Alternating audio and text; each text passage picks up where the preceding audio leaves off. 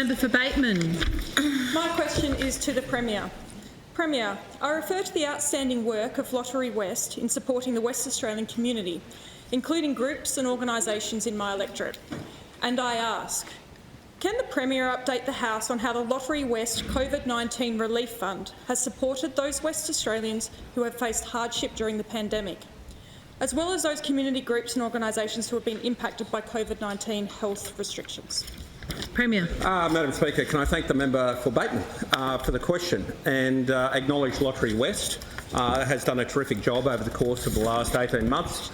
As we've dealt with COVID, the organisation itself, as you know, has been around for many decades, but at the height of COVID, perhaps a few weeks after the initial outbreaks, I met with the board and we discussed options by which Lottery West could reorient its activities towards helping those people most in need and most impacted by COVID. The board and the CEO and the organisation stepped up and established the $159 million COVID-19 Relief Fund to support those most impacted. They were people who needed additional emergency and food support, organisations that needed assistance to deliver community services, people in the arts and those organisations affected by the cancellation of events. They basically reoriented activity towards that.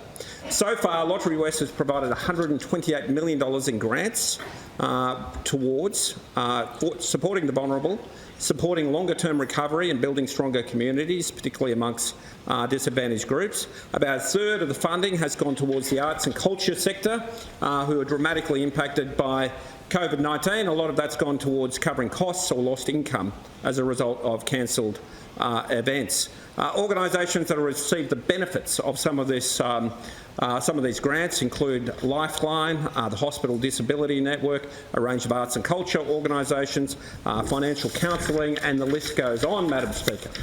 That's why, because there has been such an outstanding job done, I want to thank the outstanding CEO, Susan Hunt, and the chair of the board, Peter Clinken, who's also the chief scientist of Western Australia.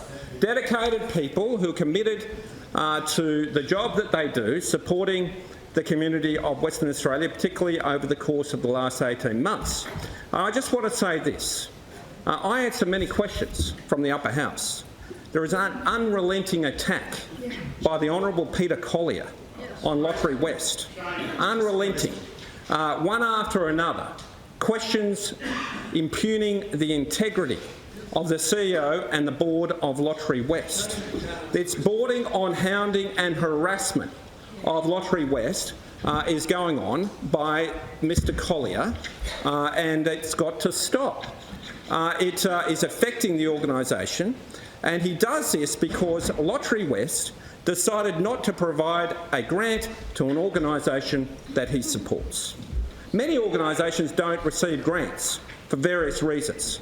Lottery West has guidelines that they adhere to in relation to grants they provide. And every organisation normally that doesn't receive a grant accepts it. That's the normal order of things. But unfortunately, during this very difficult period in which Lottery West has been stepping up, Mr Collier has been unrelenting in his harassment of the organisation.